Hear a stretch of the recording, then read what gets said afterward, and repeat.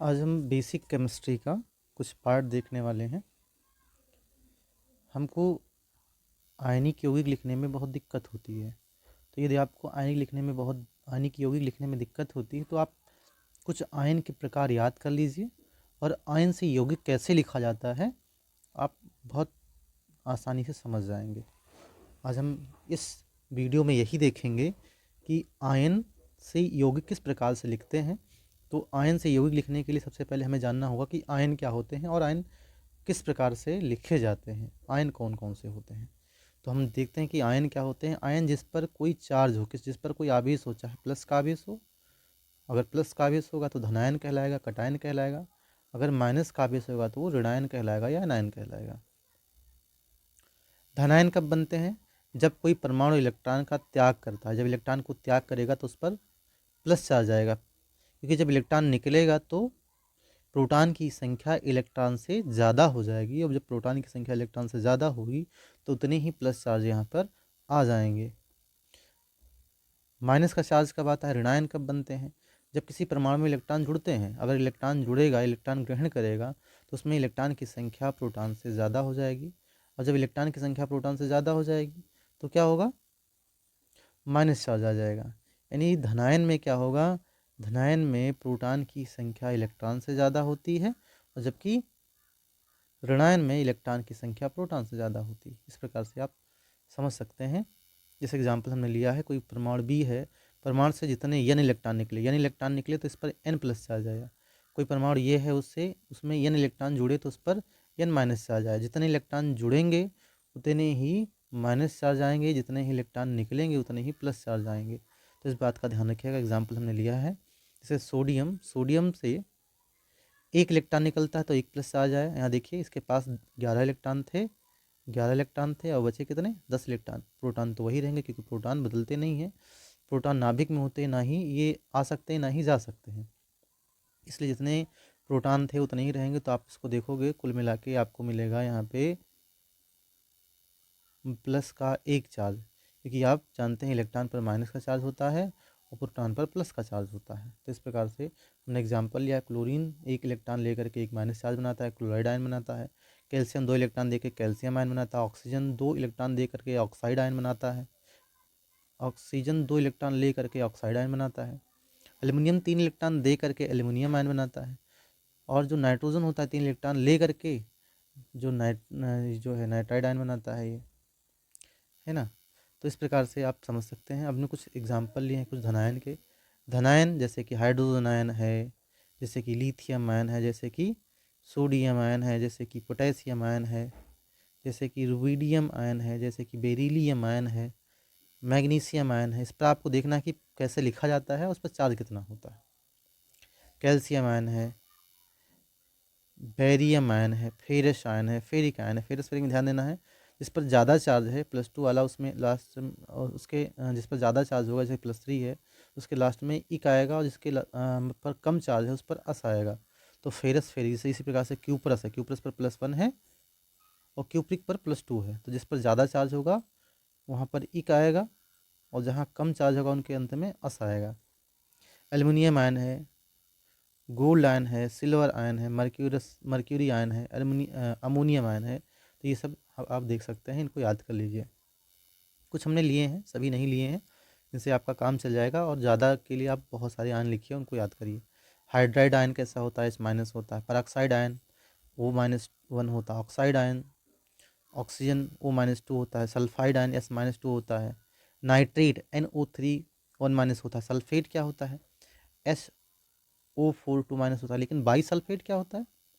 SO4 1- होगा। ये by sulphate आपका है, बाई सल्फेट आयन है ये।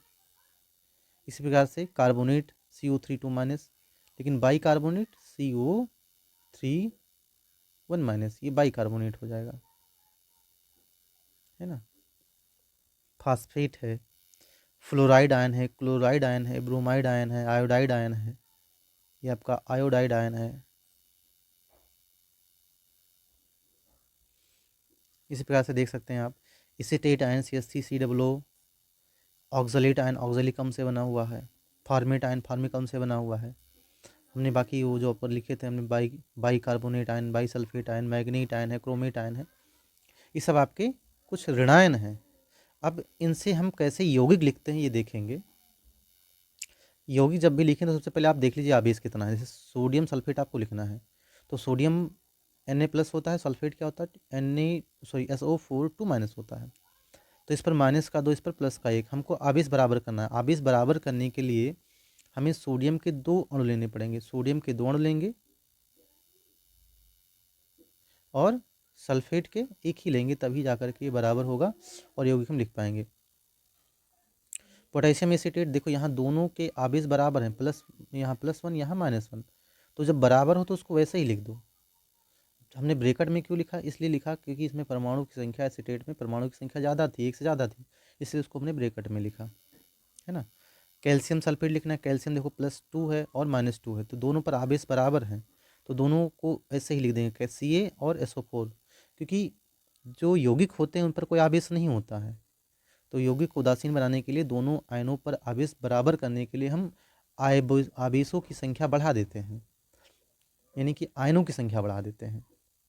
सिल्वर क्लोराइड है, सिल्वर पर Ag+1 होता है, Cl क्लोराइड पर Cl- होता है। कैल्शियम क्लोराइड, कैल्शियम पर देखिए +2 है और क्लोराइड पर क्या है -1 है। अब बराबर करने के लिए क्या करना पड़ेगा, हमको क्लोरीन के 2 अणु लेने पड़ेंगे।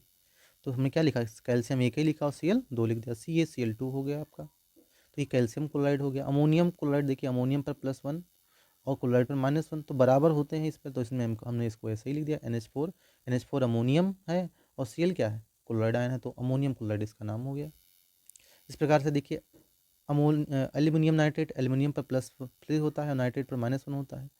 तो यहाँ पे एल्यूमिनियम 3 है, नाइट्रेट 1 ही है, हमको 3 करने के लिए यहाँ पे 3 से गुणा करना पड़ेगा, यानी 3 आयन लेने पड़ेंगे नाइट्रेट के। तो हमने क्या किया, एल्यूमिनियम 1 ही लिया और नाइट्रेट के 3 आयन ले लिए।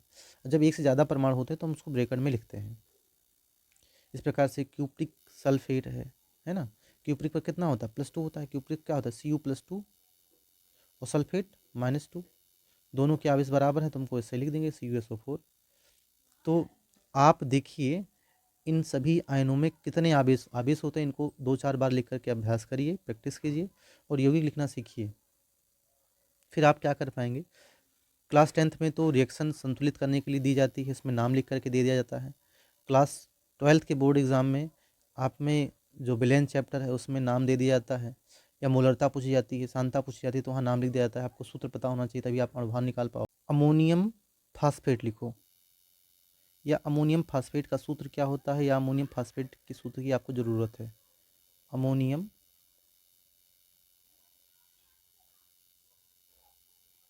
फास्फेट, तो आप बताइए अमोनियम आयन क्या होता है। अमोनियम क्या होता है, NH4+ होता है, और फास्फेट क्या होता है, PO4 3- होता है। बताइए कितना आवेश है अमोनियम पर। अमोनियम पर आवेश ये लिखा हुआ है और फास्फेट पर आवेश ये लिखा हुआ है। तो अमोनियम +1 आवेश वाला है और फास्फेट 3 आवेश वाला है। तो हमने कहा कि आयन संतुलित करने पड़ेंगे, आवेश संतुलित करना पड़ेगा, तो आपको अमोनियम के कम से कम 3 आयन लेने पड़ेंगे, कम से कम 3 आयन लेने पड़ेंगे, और फास्फेट के 1 ही लेंगे, तो कुल मिला के कितना हो जाएगा, +1 हमने 3 लिया इसका, और -3 है इसका, हमने 1 लिया, है ना।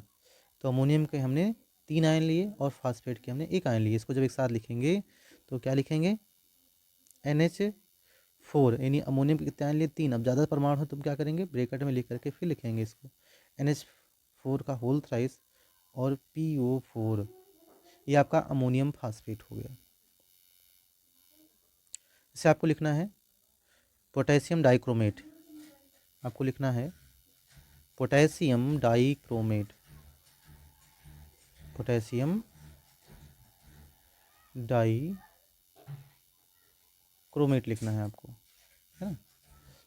पोटेशियम डाइक्रोमेट लिखना है तो कैसे लिखोगे आप, पोटेशियम क्या होता है, पोटेशियम K+ आयन होता है, और डाइक्रोमेट क्या होता है, Cr2O7 होता है, 2-। पोटेशियम पर +1 आवेश है और डाइक्रोमेट पर कितना आवेश है, -2 आवेश है। देखिए आप, तो हमको आयन बराबर करने पड़ेंगे, तो पोटेशियम के हम 2 आवेश लेंगे, 2 आयन लेंगे, और क्रोमेट के डाइक्रोमेट के हम 1 आयन लेंगे। इस प्रकार से हम जब इसको लिखेंगे तो क्या लिखेंगे, पोटेशियम के 2 और क्रोमेट के 1 ही Cr2O7। ये Cr2O7 एक ही आयन है, तो इसका नाम हो गया पोटेशियम डाइक्रोमेट। अब इसकी एक हमें ट्रिक बता देता हूँ। ट्रिक क्या है, ये ट्रिक जानते हैं, हमेशा ट्रिक हमेशा काम नहीं करती है। जैसे आपके आयन लिखे हों, मान लीजिए ए लिखा है, ए पर माइनस का m चार्ज है, प्लस का m चार्ज है बी पर,